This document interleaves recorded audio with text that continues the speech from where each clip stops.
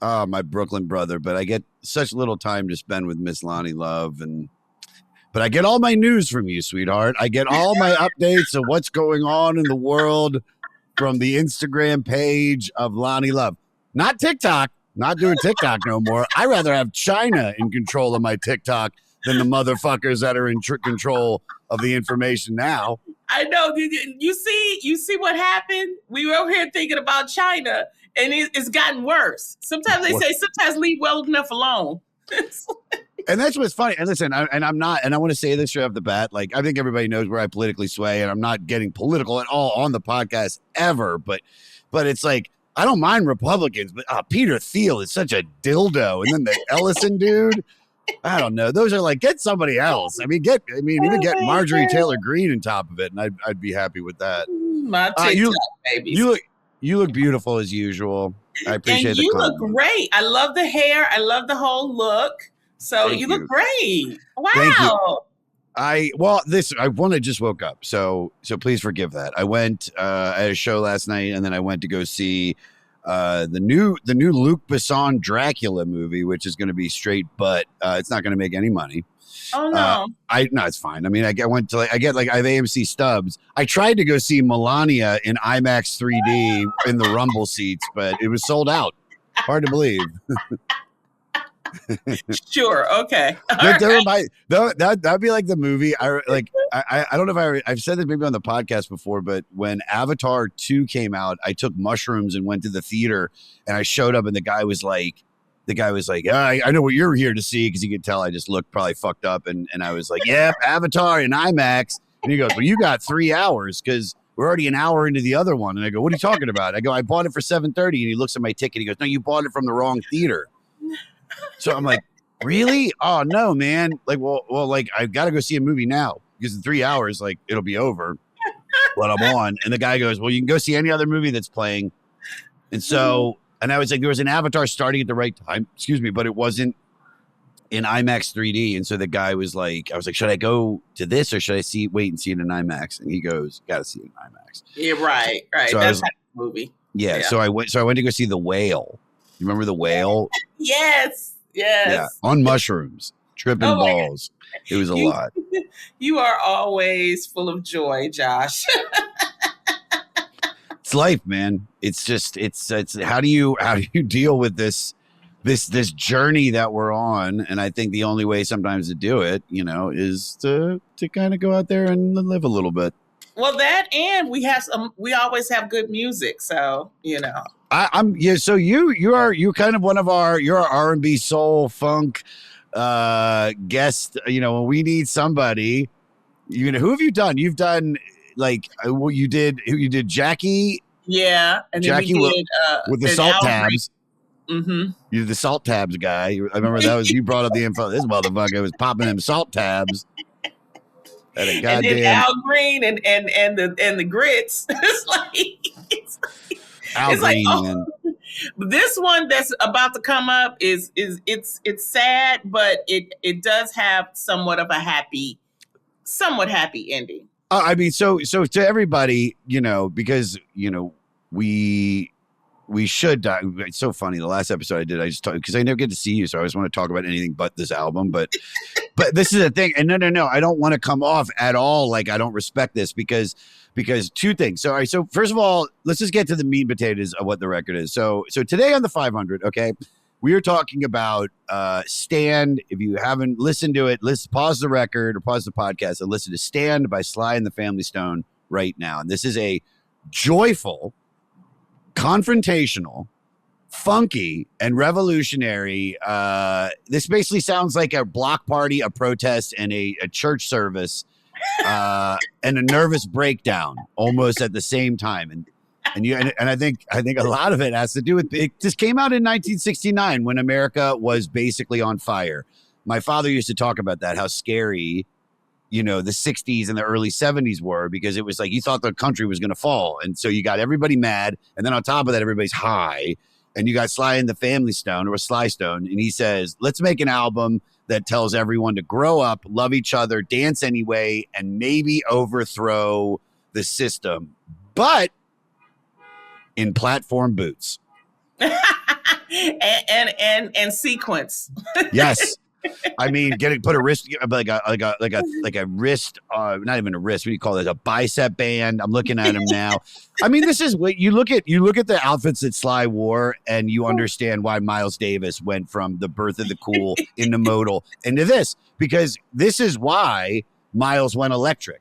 Sly and the Family Stone is one. I mean, from my understanding, it's always been he was so influenced by, because he saw Sly and he was like, well, this is the future. It's not what I'm doing. This is the way I got to go. And so to kind of like, I mean, to help us unpack this, of course, is, like I said, the woman that knows so much. She probably knows exactly what vitamin Sly has been on. Well, the thing is that what we love about Sly Stone, Sylvester Smith, is that he actually created the sound psychedelic funk. That's what he actually called it, was a psychedelic funk. And this actual album had 8 tracks to it, and they were all different. And this is the thing about Sly. He's from the Bay Area. So I'm not surprised, being from the Bay Area, that he was influenced by this type of sound. He got his musical training from Vallejo Community College. Pause for a second. Vallejo, everybody, this is the moment. Where have we heard the word Vallejo before? Anybody? The movie Zodiac Killer in Vallejo. That's the only reason I know it. Modesto, Vallejo. I'm fascinated by the Zodiac Killer. That's where he got his music education. His family was musical. He grew up with the gospel sound, and then, like I said, he went to Vallejo Junior College, and then he just started studying himself. And his music, like I said, is a fusion of rock, soul, funk, psychedelic sounds. And it is like what you just, described. It's like a party, mushrooms, but I'm trying to make a point. And that's what he actually did. You want to go through the first song, which is... Well, hold on. Before we even get into any of the record, first of all, because this is why this record actually really has like a deep meaning to me. Is so my mom, Miss Sharon Meyers, old and flappy, keeps falling. Keep falling, Sharon. We just had I have a phone call with my sister tonight because we have to do an intervention on my mom because she spends too much money on Temu. And I know, man. But I say to Jody, my sister, who we're in control of her finances, I'm like, dude, I was like, that bitch is depressed. Like, there ain't nothing that make you feel bad. Dude, I just went through a quasi breakup. It wasn't even a breakup. Just, it was an intense month relationship, and then it just kind of ended. And so what do you do to feel better? You hit complete purchase. There's no better way to get out of a funk. These are Temu. Oh, these are no, God, no, dude, no. I'd be up cross-eyed, take these off. You got to know where to Temu. You can't just Temu everything. You might Temu a jacket, maybe I don't even do a pair of shoes because you walk up with calluses all over your goddamn feet. I don't want no there. No, you got to be careful. Eyes, feet, heart. The shit you don't skimp on.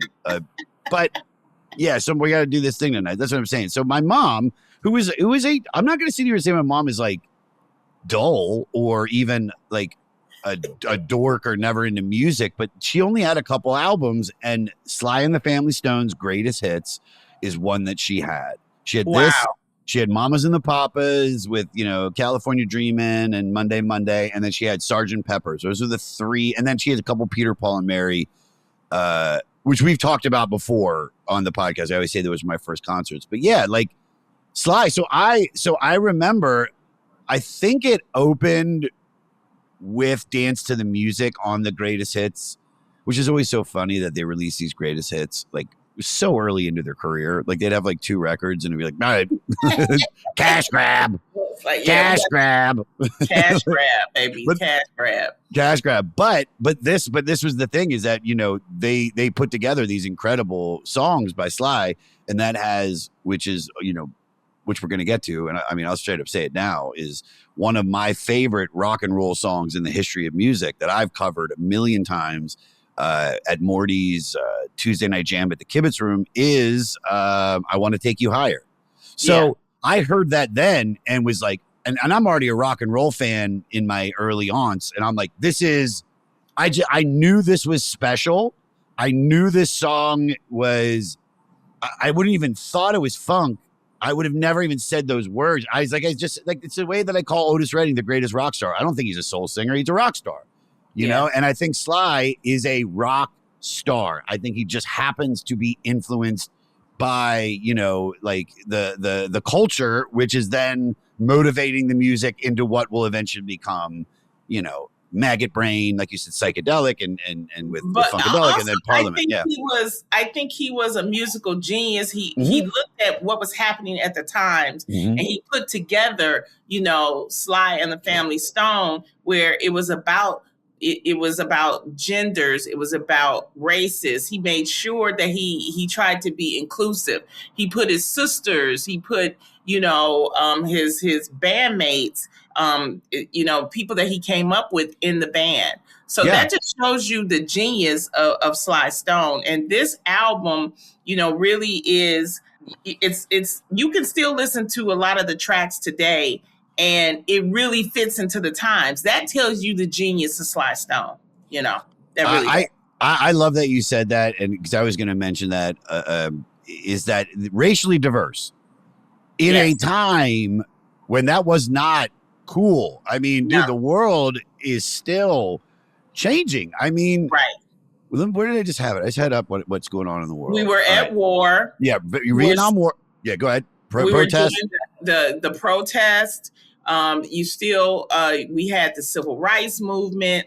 So it was a lot going on for a young person at that time. And then here comes this album that, like, I don't even think, actually, Josh, like everything that's happening today, I can't find an album that I could equate with, like, looking at what's happening today and say, okay, that was the Stan album. I just can't find it. Yeah, there's no, well, I mean, they are, but I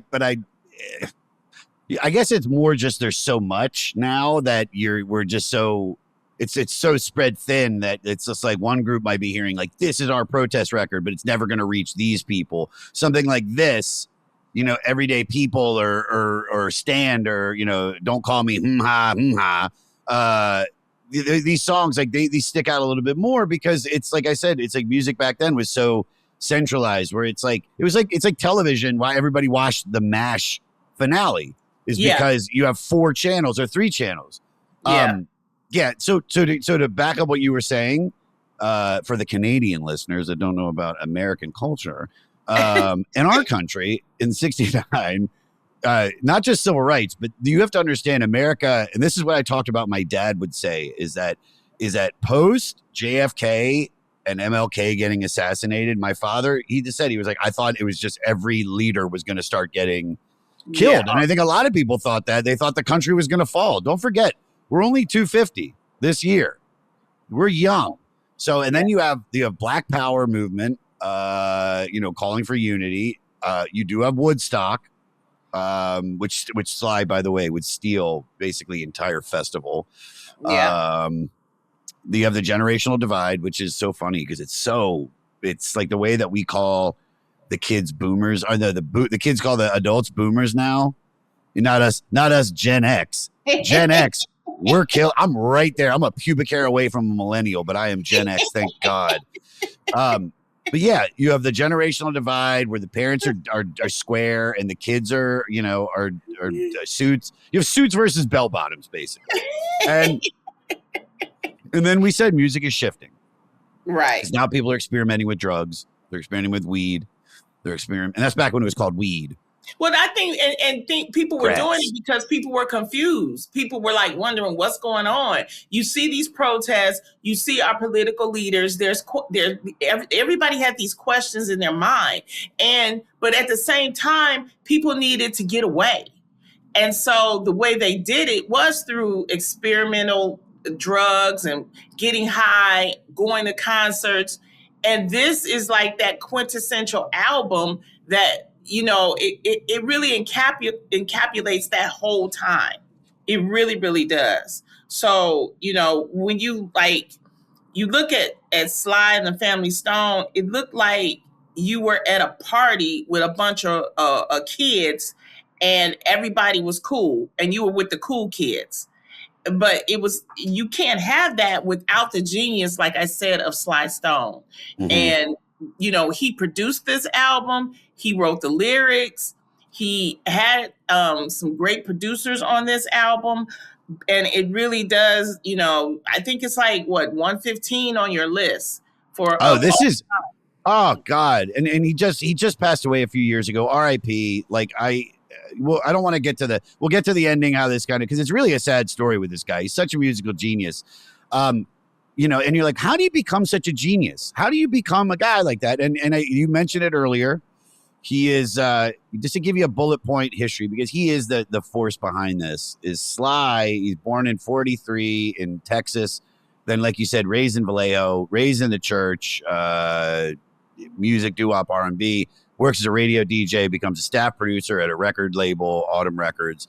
He's a musical genius and is locally known. In the 60s, frustrated by the segregated bands. That's how you get there. He's frustrated. He grows up in Texas and then moves to Vallejo. And I mean, I think that's a pretty liberal area, but still, like, when you're not in San Francisco and you're not in Los Angeles, those like chunk areas, like, that's a lot of bullshit there. And I'm imagining they're probably even more racist and more segregated back then.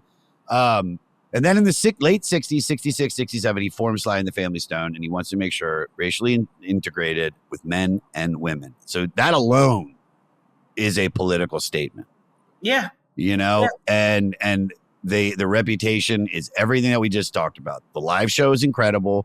The outfits are crazy. Their energy is synchronized. Yeah. I mean, any little video that's out there of the old shit is fucking great. And it's funk mixed with psychedelic. They dropped their debut, a whole new thing. Critics love it, but it does not do well. It's too experimental. There's not enough hits. The record label says, make it simpler, make it funkier. And then in 68, you get Dance to the Music, which we covered that song at Moon Tower. Doom, doom, doom, doom, doom, doom, doom. That for me was that. Dance to the. I love that song. Oh, it's such a good song, man. That's a bar mitzvah wedding. You could play that. You could play that at a high school dance, and even now, and I think kids would still. It doesn't have to be just adults, but what's so cool is that, and he does it throughout this record too, is he introduces the call and response funk style, which it's been there before, right? But I think he's just a guy that's really popularizing it into the hits, and then. Well, that's the thing too in this album. When you listen to Stan, this actual album, there's not a lot of lyrics. I was looking at the lyrics. It's more like you said, call and response. It's just, I think the most lyrics you hear out of the 8 tracks is you have Everyday People and you have Stan, and those are the ones that really, for lack of a better word, stand out to me, and they were chart favorites. So. But I think because you mix the music with the lyrics, with the energy, with the fashion, that's where you got this great show. So the first song, which I said is the title track, is Stand. And that's your protest. That's your get your ass up and do something. Don't stand up for something, and he even says in the lyrics, it's time to stand up, get off the couch and stand up. And I think right now, today, you can use that song for what's happening. I don't think this is just a call for the protest, which for sure could stand today. This is just for the individual to be a human being and be empathetic. And it's like, stop wasting your life and care. You know what I mean? Give a shit, whether it's even if it's just taking a shower in the morning. And and it's just be a part of society. Like you said, stand for something. Like, I stand up, but I get tired, Josh. I'm like, can I sit down? Sit down. You got them. Nobody makes a song called "Sit Down." Like, you would have been a great sit-in protester, yeah. Because you got them Temu shoes, dude. You've been buying them Temu shoes. But the thing I like about this track when you listen to it, it's very mid-tempo and it has that gospel break at the very last 45 seconds of the song. So if the listeners listen to it, it's a certain, tempo. And at the last like 45, and a lot of people criticized Sly because they said, why didn't you use that tempo throughout? But that's the genius of Sly. He wanted to get your attention. Mm-hmm. And also, when I was looking this up, this track, most of the Family Stone were not available when they recorded. Pause. Every time you say that, I just think of that movie with all the white people. That's like the whitest movie. Like Rachel McAdams is in it. Wait, who the fuck is in? Yo, Alex. A new microphone, Alex. Pull up the movie poster for Family Stone and show this bitch how fucking white this. You keep saying that, and I'm like, you're talking about a movie with like the most whitest. Yeah, dude, Diane Keaton, fucking Rachel McAdams, Dylan McDermott, Sarah Jessica Parker. It's like, just so we know, we're talking about Sly and the Family Stone, right? Not the Thomas Bezucha film, the Christmas comedy drama. Oh my God, Luke Wilson, Claire Danes. I mean, this is the opposite of the Sly and the Family Stone. That's white in the Family Stone. This is fucking Joshua. There you go. Put it up. Look at this. Look how white this. Get it up there. There it is. I'm looking at it. Oh, oh my good. Yeah. Stop saying the Family Stone. Sly. And there's somebody right now that's like, what's she talking about? Yeah, I'm sorry. What's she talking about? The Dylan McDermott vehicle with Craig T. Dude, Craig T. Nelson is in it. That's how you know. Did make 92, but it did make, just a little known fact, Family Stone came out December 16th, 2005, garnered mixed critical reviews, but 92 million worldwide. That's pretty good. All right, fuck this movie. All right, what were we talking about? Okay. Yeah, you was talking about Stan. Go ahead, baby. So we get through Stan, 3 minutes, and then the next song is called "Don't Call Me Nigger Whitey." You can say that title. You can say that title. I used to do a joke about like putting your, when you're hooking up with a girl or you're hooking up with somebody and you have your music on, you have your iTunes on shuffle and you have a big catalog. And I would sing like, the first song is like Al Green, but then the next song, and it would be something funny. And the next song is something sexy again, but then it would go and it would play this. And I mean, it's hard to, you take a big risk early on in your career to like try to sing that. And then the people in the room go, what? And you're like, yeah, maybe I shouldn't say this title ever again in public in front of a microphone. I mean, well, first of all, here, Stan, before we jump into Don't Call Me is, as the white people call it. You cut it off. Don't call me. Yeah, don't call me. Yeah, I mean, don't call me. Whitey. I can say Whitey. I actually like that as a remix, Josh. Don't call me. Whitey.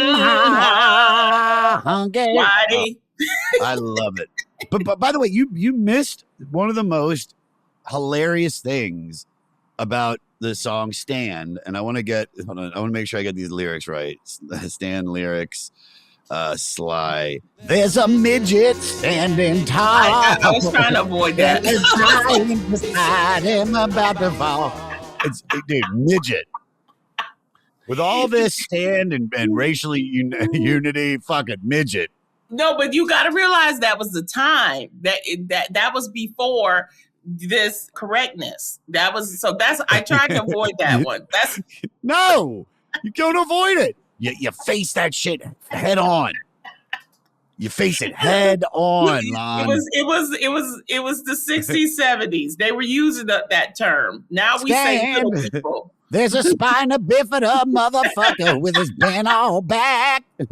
And in 20 years, there'll be some other smoking crack. Stand. There's a paraplegic trying to stand. Josh with the remix. Dude. Hire me. Oh my goodness. But it really is a good song, though. It's a great song. I just think you cannot not hear that and not go, huh? Yeah. What was that? What was that slide? Let's get it again. Yeah. What was that? Yeah. Midget standing tall. Well, I mean, little persons. There's a little person standing tall. If you now you say that. Now you say that, but not actually. Here's the funny thing. Sly went so crazy in his life. Eventually, you know, if he did the song now, he'd be, there's a little itsy bitsy motherfucker person who's born with chromosomes that keep him small. He's like, whoa, dude, Sly, chill out. You should get Brad Williams on the phone to make sure this is okay. Oh my goodness. Great song. Great song, by the way. Just might be one of the few songs in the world. Yeah. Alex, please find out if it's kind of like there's that song by Live where, you know, her placenta falls to the floor. Like that's the only song with the word placenta in it. Can you please check, Alex, and find out if there are any other songs ever made with the word midget? I'm sure there are plenty. I'm sure. You think? From the 60s and the 70s? Yeah. I'm sure. there's a Boy George song. Midget, midget, midget, midget, midget, little person. Come and go. All right, I took that too far. Devo has a song called Midget. Interesting. I told you. Yeah, but they also have a song called Mongoloid. So they're God bless their soul. You know. All right, don't call me ha. This is the second track. It's 5 minutes and 58, basically 6 minutes of just that one lyric. And there's actually one other lyric that Sister Rose, his sister, actually sings in it. But other than that, it's just this call and response. And what it is that it's Sly saying, don't call me Whitey. Whitey responds, don't call me Whitey. So it's just people going back and forth. That's the interpretation. It's the Chevy Chase, Richard Pryor bit. Exactly. On Saturday Night Live, which, you know, is controversial, hilarious, and also as biting to the time, you know, the mid 70s that anything ever could be. And so, I mean, this is like, you know, this is just, and it's such a funky song that, you know, that's got that the voice thing. What do you call that? The coder. But yeah. I mean, this is a shocking song on the first listen, you know, but as you hear it, I think satire, confrontational, but like we said, it's forced dialogue. Right.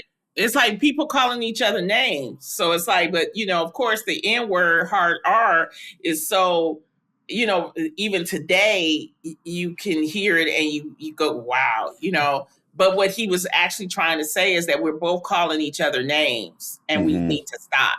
I remember in 2000, maybe like 2001, right before 9/11, when I was in college, there was roommates, not my roommates, but there were roommates that lived I was in the dorms or in these like apartments, and there was these 4 kids that lived. One of them is this white kid from like Virginia or whatever, and not racist whatsoever, but he had Mel Brooks movies and he had Blazing Saddles, right? Yeah. And they were both on the swim team, and there was one of his roommates, this black kid, was just like, you know, I don't know. I remember him being like, yeah, I was like, we wanted to watch it, but he goes like, well, this is like, you know, there's a lot of the N-word in there and blah, blah, blah. And it's kind of a racist movie. And I'm like, it's not racist. It's calling out racism more than anything. Right. You know what I mean? But someone that's younger that doesn't understand the context of what it is would look at, because they're using that word or because they're saying off-color racial jokes, that instead of Mel Brooks, where, you know, he's you know, calling out the racism, it's that's what he's doing, and sometimes people don't see it. Do you think a generation now, if they heard this song, would understand that this is satire, or do you think they would just be like, they hear the words and the words alone are just like, nowadays, to answer your question, I think nowadays they just hear the word and they lose it, like, you know, because they go hard R or soft A, and it's all these different meanings and stuff, but it's like, what's the meaning of the song? That's why you have to listen to the whole song and you see what he's saying. But this song, this would have to be a rap song. It couldn't be anything else with of today, because it's just not, you know. I mean, I remember when I grew up in Detroit, Josh, and I was I never heard that word. Literally, I grew up in the projects. And I can promise you, growing up, I was trying to figure out, when did I hear that word? It was not until I went to college down in Texas that I actually heard that word. And it's just amazing to me, because I go, when was I called it? And it was in Texas. I remember I was crossing the street and it was some guys in a car. And then they said, you know, get out the way. And I was like, wait, what? Mm. And so it's funny how I never growing up, I never heard the N word. I literally was like, I never heard my mom say it. I never heard my family say it. And we were in the projects. And so I just think that word has power. And if you allow it to give you that power, then it takes away your whole being. And so I think what Sly was trying to do was use this and say, you know, take away that power. Yes. You know, and that's all. Yeah, I know. I agree. I think this is his solution to end it. It's like, do unto others as they would do unto you. You know what I mean? It's like, so don't call me that. You call me that, I'm gonna call you that. But don't call me this, and I won't call you that. You know what I mean? And I think it's a, you know, listen, it's a really in your face way to do it, and to put that on the record in 1969. I mean, but if you really look at even the way he plays the tracks, it's a reason. So you have, you know, don't call me N-word Whitey, but then the next track is I Want to Take You Higher.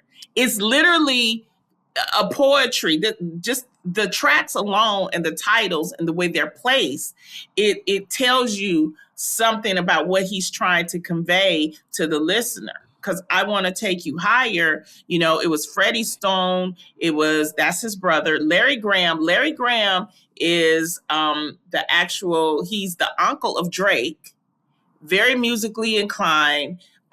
He and Sly Stone got into it. So he left Sly and the Family Stone and started his own group called Larry Graham and the Grand Central Station.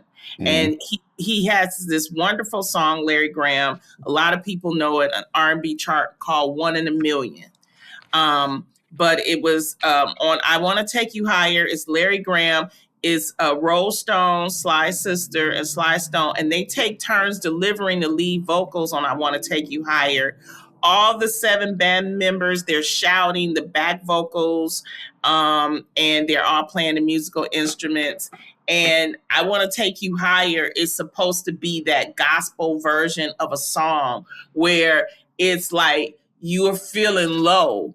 And they get into this, like in gospel music, that's what we do. It's called a build up. It's like we start kind of low and then you keep repeating the phrase, I want to take you higher. And you just, it becomes hypnotizing.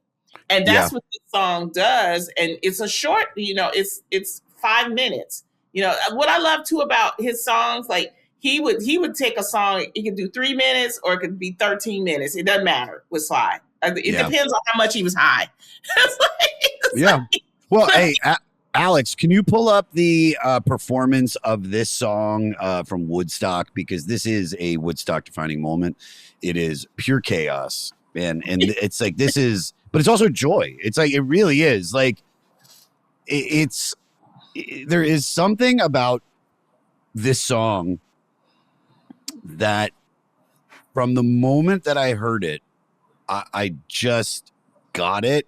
I loved it. And I was, and like, I just has, I don't know how to explain the feeling that I had when I first heard it, but it's always just been one of my favorite songs ever. And then to do it live with either, like I said, Morty's band or with my band, it's just been like, it's just such a great rock and roll song. And it's, you know, it's really just like I mean, I don't even fucking know. It's like, I don't even know the words that I'm singing half the time when I'm doing it. And like a lot of it is like, it's harder as I've gotten older to hit some of those notes.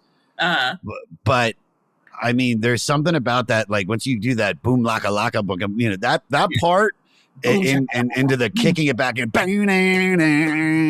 it's it just it's me in probably my happiest moments of life. It's like there's like a song like this. The only way to put this, a song like this makes me happy that I'm alive to hear it. Right. You know what I mean?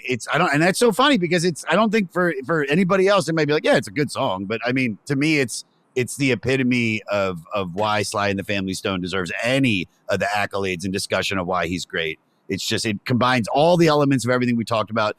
Even this church stuff. I want to take you higher. It's like, it has everything. I feel like there's a song that is just him. It's this song. You got a little video? Wait, go ahead.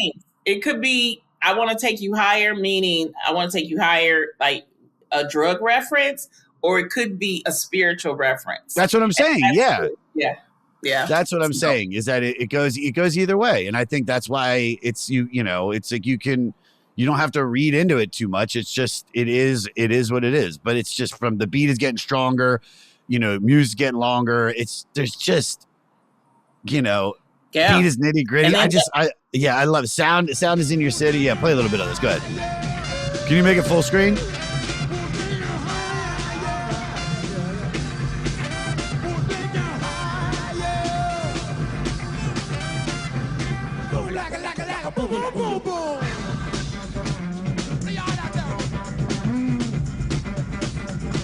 I mean, he's one of the coolest motherfuckers that's ever lived. Like, just the look. And I mean it. It's like, it's the picture I have of Miles Davis, the painting I have up there of him. It's like, that's basically all of his like look came from that. And it's just, yeah, man. I mean, and on the trumpet is Cynthia Robinson, who he had a child with. Ooh. And yeah, I always got the goods for that one. And Cynthia, so it was basically Cynthia, it was his sister, it was his two brothers, and it was the drummer and the guitarist that made up the whole band. But that is quintessential. That song, I Want to Take You Higher, was quintessential Sly Stone. That you can't beat that. Like, if you come up with a song, that's it. You know? So I found this quote saying it's not a message song. This is simply a dedicated to music and the feeling one gets from music. And that makes me love it even more. It's like, listen, man, we've done 2 songs that are pretty heavy on the message. On the message. This one is just about this is dance to the music. This album's dance to the music, but I think a little bit dance to the music is like, that's like, you play that, like I said, you play that at a wedding, at a bar mitzvah, the grandma gets up, everybody, the rabbi will go out and dance. You're doing dance to the music? You play this one, they're like, oh my God, take you higher. It's like, take me, baby. I'm going down. My feet hurt. I got these Temu shoes on. All right, let's skip over to let's just do some of the hits. Let's do you want to do Sing a Simple Song? Let's do that one. Yeah. Nothing against Somebody's Watching You, because it's a great song, but Sing a Simple Song, funk minimalism. This is an early example of basically the rhythm forward funk that hip hop is eventually going to become and sample endlessly after that. Yeah. And the lyrics are basically saying music doesn't need to be complicated to be powerful. Yeah. And this is one of the most covered songs at that time. It's like the Supremes covered it. Michael Jackson covered Sing a Simple Song. And then, it urges the audience to try to do a little, let's say like the scales. The Temptations all covered it. The riff is heard on Ike and Tina Turner's Bold Sister sound. And of course, Miles Davis, the riff is heard on Miles Davis, a tribute to Jack Johnson. Can we talk about his relationship with Miles Davis real quick? Sure. Miles Davis loved Sly Stone, like you said earlier. They basically, Sly Stone is the person that woke Miles Davis up. And one of the stories is that Miles really, really wanted to collaborate with Sly. He went over to his house to try to, do it. And at that time, Sly was really like out there. He said, and I quote the Miles wrote that he basically went to his house. There were women everywhere. There was drugs everywhere. It was no way that they could collaborate. And he said, we ended up doing some coke together and I left. And we never, and this is the thing too, Josh, about Sly Stone, that when you look at every review or book, people are upset at Sly Stone because Sly Stone was so musically powerful and a genius that people got upset because they wanted more. Mm-hmm. You know, and we'll get into why why we think, but that's one of the failings of, you know, the whole point of his lifestyle with the drugs. You know, we miss these opportunities of collaboration that he could have had with the greats like a Miles Davis, you know, and we never got that. And a lot of people are upset, were upset about that. So the Sing-A-Song is like one of the most sampled out of this album and covered songs because it's such a real simple song. So it was one of the greats. But you know. I mean, obviously, you know, when you get money, you know, you start partying and you're like they always, it's the same shit with the comedians where you get off stage and you want to keep that high going. So you do drugs, you coke, you drink, you party. I think that's a very, you know, easy, you know, understanding of why he would do that. But also the guy probably had like mental health issues as well underlying, and that the drugs probably set that off. Exactly. And that's what you see a lot with a lot of performers. And you got to remember back then, mental health wasn't talked about the way it's talked about now. So it took him a long time to get clean. I mean, it took a long time. Yeah. And the thing is that when he got high, he got erratic and he got, guns probably. Yeah. And that's what actually led to the breakup of the group. You start missing dates and you start missing shows. In his own words, though, he did do a memoir that was released in 2023. Right before he passed. And he basically was saying that, he was saying that his drug use was because of the fact that, you know, look at his shows, Josh. Mm-hmm. It is a bunch of energy and you got to keep that energy. So keep the energy. Yeah. And, so you do the coke and then he says, then I need to come down. So I take pills for that. And it's like, it got just to the point where he didn't want to tour. And tour life is hard. You know this. You and I know this as touring comics. He just got to the point where he was just, it got out of control. And this is what I tell people when I tour. I try not to party that much because it's hard. Because you got to go the next day. You know, we're doing 5-6 shows in a weekend. So, everybody wants to party with you. You got to remember at the time he was the hottest thing. That Woodstock took him all the places where he never thought. So everybody wants to be with him. Everybody wants to party with him. He's trying to stay up. And then you got a show the next day. And how the hell you're tired from last night? Yeah. You know what I mean? So he's over here taking, and I'm not giving an excuse. I'm telling you what he said, because I did do an actual interview with him, which we'll get in later. And he basically was saying it was this lifestyle and he got caught up with those drugs because of it. Wait, no, so tell me, because like, what do you mean? So you did an interview, were able to speak with him, or like, yes, how did that go down? I have a radio show called Cafe Mocha Radio, and we do a award show where it's a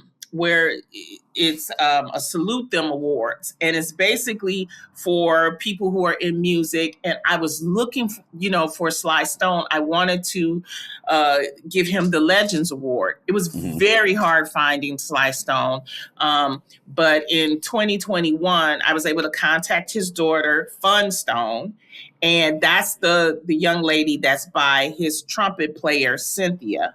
She's her daughter, and we struck up a conversation. I told her about the radio show and what we were trying to do. And basically, what I wanted to do was just honor him. The thing is that she was apprehensive because it seems like everybody only focused on his drug use. Whenever they do reviews, whenever they talk about Sly Stone, they talk about the music, but she says they get into the, he was drug and he did this and he did, and I was like, it's nothing like that. I said, we simply want to highlight his music. If I can get a few words out of him. And so we were able to get a camera set up at their house. Mm-hmm. Sly was in a wheelchair by then, of course. He was 83 years old, and he was 80. He had turned 80. And I will never forget his face, Josh. He had the cutest smile, and he still had that Sly personality. What we did was, and you can see it online, but what I did was we did a voiceover where we talked about his music, and then I asked him a few questions. You could only hear him a little bit, but we have, subtitles.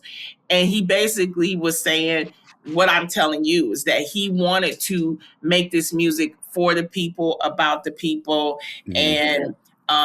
And he was really happy that, I'm proud that I was able to do one of the last in-person interviews and give him that award and call him a legend, because that's what he is. So it's called the Cafe Mocha Salute Them, and it's to Sly Stone. I had this wonderful group to actually cover his songs. And we made it into like a 6-minute video, and you can find it on YouTube. And it tells all the history of him. Which was just funny because I never got to ask you at the beginning. So you got it, because obviously if you're putting him on, you're a fan. So this was just in your household growing up, I'm assuming. And I mean, it had to have been. This is like the music of the generation, especially like, dude, if my fucking old Jewish mom from Harrisburg, Pennsylvania is fucking with this shit. Yeah. Oh, my mom loves Sly and the Family Stone. And that's, so I remember the music. I didn't become a fan until, a lot of hip hop artists started sampling Sly. And then that's what made me actually go and start researching him more. But my mom always played Sly and always played, his music. But his music has been used so much commercially in movies, and that leads us to the next. We're on side 1 of this, and the first 5. Then we turn it over to the B side, baby, the best side. You think? Oh wow, you think so? Okay. No, you mentioned the covers. I mean, Everyday People. Oh no, is it Everybody? Arrested Development? Was that the one that? Yep. Yeah, I mean, that was the we actually had Speech on. I remember, Speech. That was a fun episode. I forget what album we did, but we had Speech from Arrested Development on. I was like, how's Mr. Wendell doing? He goes, he's dead for about 40 years. I'm like, God damn. Well, Everyday People. Wait, give me a second, dude. That was funny. Can we just appreciate that was funny, everybody? That was funny. I don't say much funny shit, but that was funny. You say funny stuff all the time, but we got to get through this how's album. Mr. Wendell doing? How's Mr. Wendell doing? Oh, he died about 15 years ago. That mother, he no money, broke. I love Speech because he's still who we think he is. Every time I see him at an award show, he's like, "Yes, sister, how are you?" He's just so calming. My Nubian love muffin. Like, Jesus, I love that. Hey, you know what, dude? Fucking, we should all be like that. You know what I mean? And he was such an informative, great dude. And look, dude, Tennessee. I mean, the music that they had that ruled. It all ruled, and it's a vibe. It was the birth of like that socially conscious. It's influenced by this shit. That's what I'm saying. Yeah. I mean, listen, Rakim is still doing, and Public Enemy is still doing the same shit, but it's a little more aggressive. It's more like in your fucking face, right? Especially Public Enemy compared to something like, Tribe Called Quest or Arrested Development, where it's like, oh, we're giving you a message and you can it's easily digestible. But Everyday People, this is Sly and the Family Stone's biggest hit. Yep. It's the most famous I mean, it's a meme now or just catchphrase or whatever you want to call it, but different strokes for different folks. Yeah. I don't know if I think they created that, and they did. So. They did. Yeah. All right. So then, yeah. It's basically a radical message of tolerance wrapped in pop sweetness. And I think the key lyric in this whole thing, this is the mission statement of this record is we got to live together. That's it. This is, I mean, goddamn, we should be playing this at every sporting event, I don't know. It's just, if we followed the message of everyday people, we'd still be fucked. I'm not going to lie. The way internet fucked us, we're fucked. We're fucked. We're never coming back. We're going to kill ourselves from the inside. We're bad. Josh, there are more good people than bad people. I believe that. I just think that the voices that you hear the loudest are always the negative and, and things like that. And it kind of piques our curiosity to hear the negative. But when you hear a song like Everyday People, and it's like, sometimes I'm right, sometimes I'm wrong. I don't believe it, but I know the words of this song.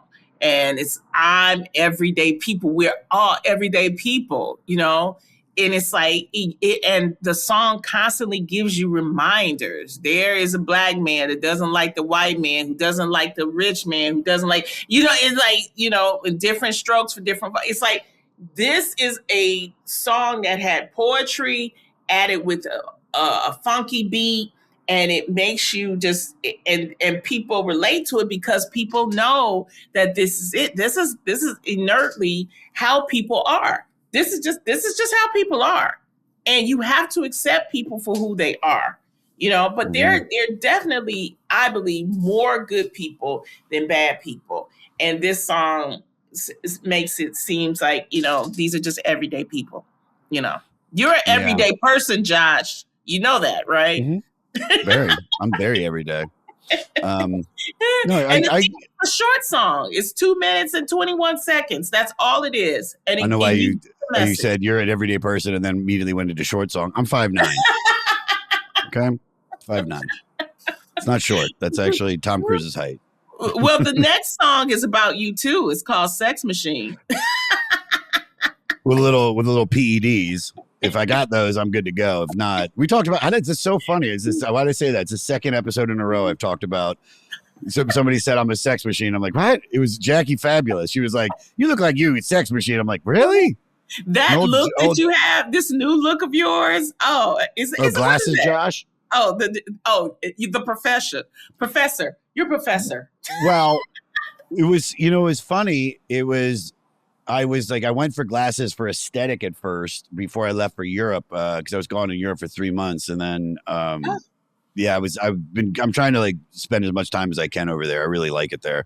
And in London, incredible comedy scene. So, I was like, I want to get some glasses, and so I went and got the Meta, the ones that decipher shit and do all that, and then I got some really cool hip ones, and then like I said about the retail therapy, when you're depressed and you just want to buy, it's like buying shit just feels good. And so I was like, I'm going to buy 2 more pairs of glasses and jackets and a rug and candles and just, it's like, it just is what it is. So did I need these? No, but goddamn, it's like, these are my everyday pupils. These are my everyday things. But I don't know. It's like, as long as I don't just look like my dad, that's all I give a fuck about. I don't want to look like my dad, like Big Al Meyers. And my dad was definitely not a sex machine because I don't think my dad and my mom had sex for the last 20 years of their marriage. You never know. No, you don't know that, Josh. Dude, yes, I do. Yes, I do. Trust me, dude. Trust me, dude. My mom at 40 hurt her knee. She banged her knee on a rock trying to get me off this rock that I was playing on, and that bitch got fat immediately. That was it. That was a wrap. My mom went from being sexy to unfuckable in months. You know what, Josh? What we not gonna do? You act like fat people. No! I think no. I'm not at all. Not at all. I didn't mean to say it like that. I'm talking. My mom. Listen, my mom is and big is beautiful. I'm not saying it's not. I'm just saying my mom, on the other hand, she didn't wear it well. You can always bend over. Good God. Holy shit. My mom couldn't. She had bad back, bad knee, she had fibromyalgia. You don't know what people do when No, in baby. the bedroom. Lonnie. I'm like, telling you. Lonnie. I'm telling you. It's not me being like, no, they don't do it because there's no way. Like, they have had sex in the past.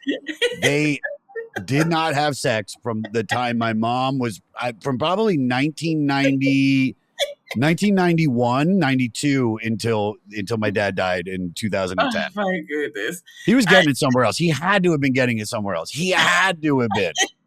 And dude, cool. I get it. I'm not mad at that.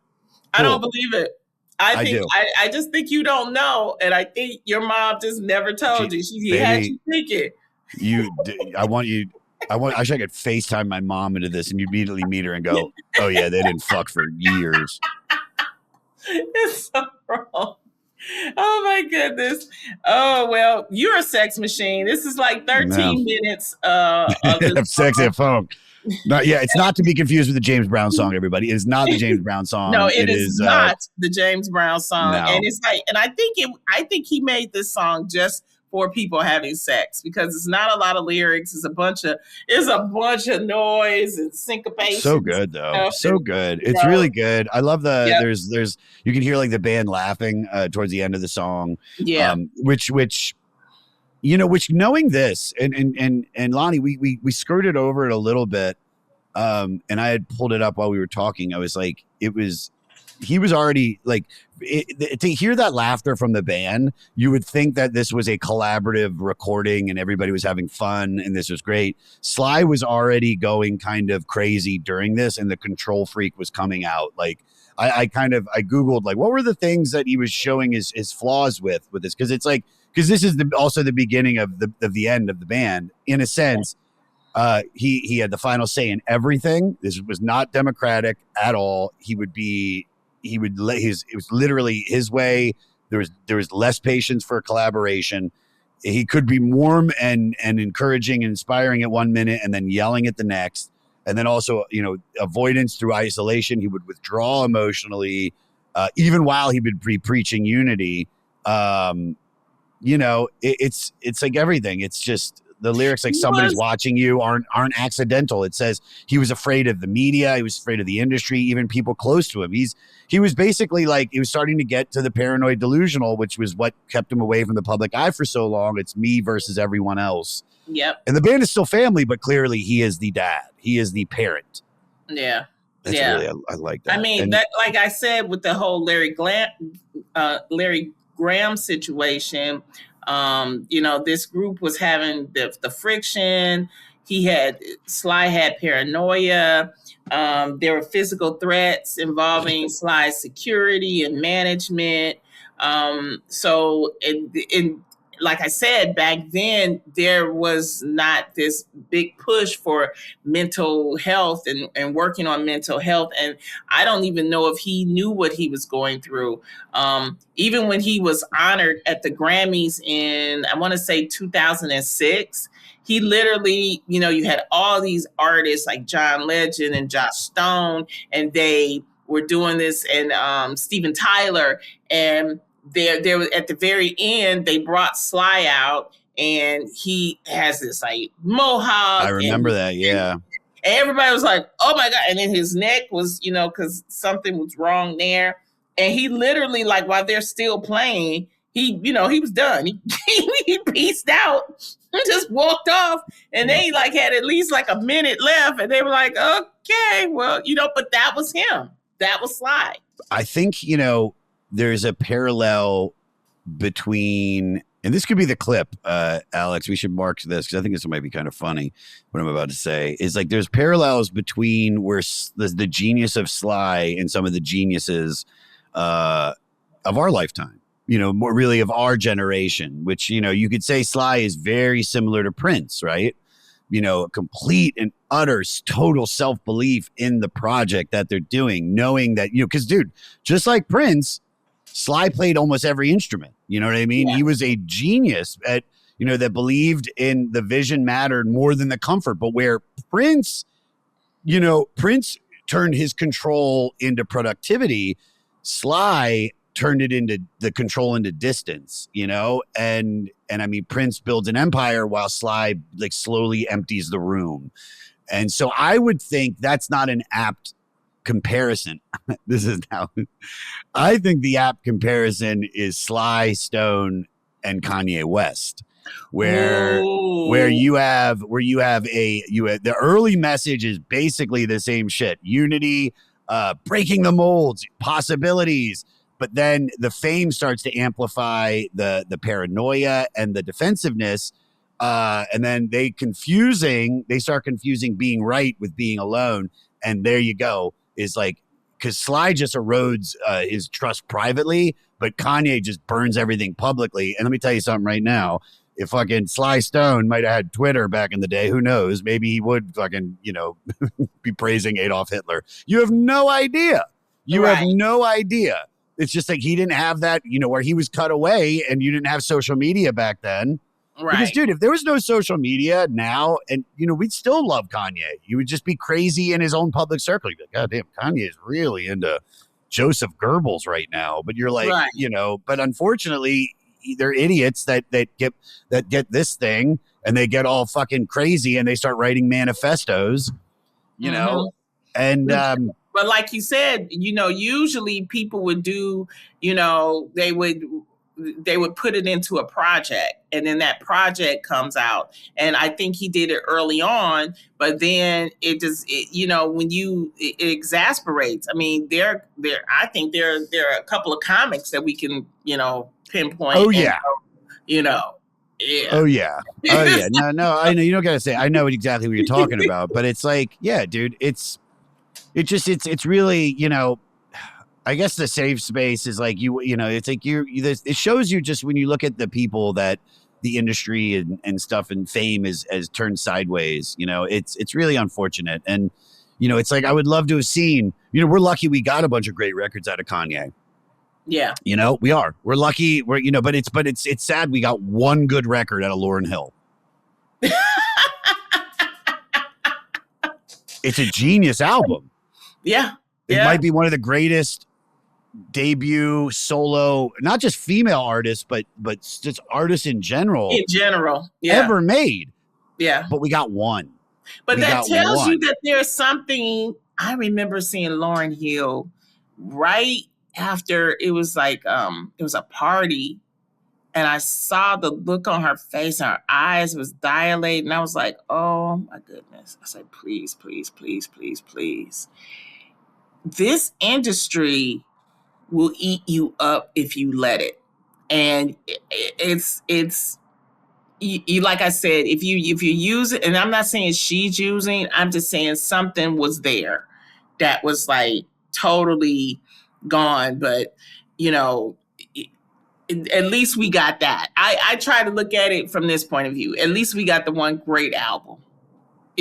I'm like, at least we got, with Sly, we got a bunch of great singles.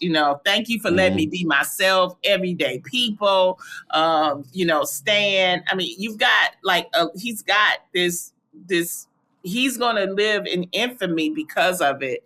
It's just that people wanted more from him and we just weren't able to get it. It's unfortunate on so many levels, but you get fucking great art sometimes out of these people, and it's better to have this catalog. It's just unfortunate the way that sometimes ends. These stories are, always constantly. You've heard about this a million times, and the fact that he was able to, they kind of were. I mean, I don't know. Were they able to pull him a little bit out of the? What's the word I'm looking for? Like poverty, because I know he was like almost living on the street. I don't want to say that without being right. So if I am wrong, I apologize to anybody that might know the real true history. But I just remember hearing stories that he was like in like shelters. Yeah, well, that was mostly from the from the drug use. Sure, but the drugs bring on the psychosis and they amplify everything. If you're, I had a friend who we did a bunch of Molly and over the pandemic, and it broke her brain. And so she already had underlying borderline, and it amplified that, or bipolar, and she had an episode. Well, in the end, like I said, he was living with his daughter, and he was clean, and you could tell he was. And it was maybe, the last 3 years of his life. And I think that with that said, I'd like to remember him as this iconic person who gave us this great set of music. And, you can concentrate on the faults, or you can concentrate on the good things, and you can learn from the faults. And so that's what I tried to do. And it's like, he's still relevant to this day. Mm-hmm. Oh man, that's a perfect way I want to wrap that up there with what you just said. I think that's a perfect period to put on, because you just said that so perfectly. What did we miss? Is there anything we need to mention? Is there is there anything I'm trying to look? I know he was inducted into the Rock and Roll Hall of Fame. Did you got the? Did you talk about the facts about it sold 500,000 copies in 1969? It was certified gold in sales. It peaked to number 13 on Billboard 200, and it stayed on the chart for nearly 2 years. In 1986, it sold over 1 million copies, and it was certified platinum. And then it went on to sell another 3 million copies, becoming one of the most successful albums of the 1960s. So it really is. I mean, it's a great album to listen to. It really is. If you haven't listened to this, I mean, what a great episode too. This is so much fun. I love having you on. But it's like, if you have not listened to this record, man, it's like, what are you doing, dude? Like, why would you listen? This is music history. You gotta listen to this. If you say you're a true music fan, and if you wanted to understand that this is like we said earlier at the beginning, I need to find music that is like this of today. Yes. To kind of give me the push that I need, because that's what I'm looking for. I'm looking for artists that can still give you the music with a message. That's what we'll call it. Music with a message. And that's what this is to me. Mm-hmm. And if there was ever a time to listen to a record like this, that's crazy. Isn't that insane that history just keeps repeating itself? It is not progressive like we thought in the Age of Enlightenment. That's the only thing I got from, I remember, like, all I've ever learned from that course history. And I remember when I don't know, it was philosophy, or it was intro to philosophy, or it was like European history. It was like in the Age of Enlightenment, they thought history was going to be, it was constantly changing, but it was progressive. But nope, it'll repeat itself because we're idiots. And we are right back to where we were 50, 60 years ago. Just maybe, Can you believe it? Just a little bit shinier.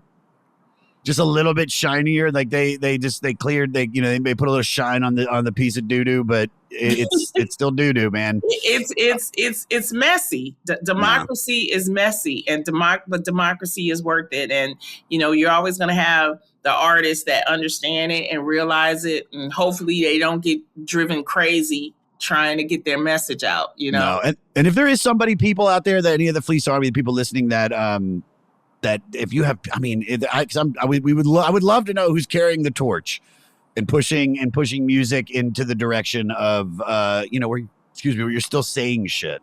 Yeah. But yeah, Loni, please come back. This is always so fun to have you on. Always fun being with you, Josh. I love the look too.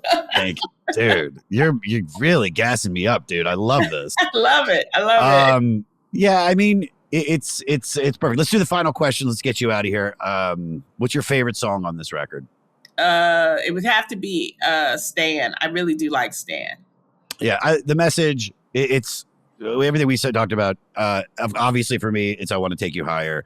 But I mean, Everyday People would probably be a close second, because that's yeah. But I mean, I Want to Take You Higher. Like I said, it's like, the second this is over, I'm putting it on and I'm cooking some poached eggs. Yeah, I eat poached eggs, everybody. Took me fucking 46 years to learn how to do it, but I fucking kill it now. Kill it. I'm so good at it. How do you do it? Just you get a big pot and you fill it up about 1.5 inches. So I always go to about mid finger right here. And then with cold water, then I put a tablespoon, usually a little bit more of white vinegar, heat it up to a boil. Then I get my oven cooked. I put my toast in. When that gets down to 6 minutes, then I crack each egg in a little like cup thing. And I turn the heat off. And then I just put one egg in at a time, cover it with no heat, but now the water's still boiling. And then at 4 minutes, I usually go a little earlier. I just take one out, put it on a paper towel, get the water off, dab it, and then put it on the toast. And in a perfect world, it's the whites are cooked and the yolk is runny. But there's a little bit of the yolk that's still cooked, but there's still a nice because I think an egg yolk is the best sauce. It's like God's sauce. Yeah. It's like the most natural, like, that's why I could never be vegan. I could be vegetarian, but I couldn't be vegan because I love eggs. And I think eggs are not, it's like, you're not killing anything. It's already dead. It's like, it was literally, and it was, I don't want to say the word, but we know what it is. It's a chicken's not to be confused, but don't call me It's a different Either way. And that's it. There'll be a Patreon episode of me cooking poached eggs. Why did I give it away for free? All right. Is there anything on this album that you skip over, or is this album a no skip? I think the ones that you skip, you can skip. It's like, because they're really very, very powerful. So I think that like the last track and the track let me see, the last track, You Can Make It If You Try. It's a nice track, but once you hear Everyday People, you kind of like, okay, I'm good. And Sex Machine, you just leave on if you're just doing something in the house. Yeah I would only say that one. Can you fuck to this album? I think Sex Machine, you definitely can. I don't think you want to fuck to Don't Call Me Nigger Whitey. How great would that be? An interracial couple fucking while that song's on. I know.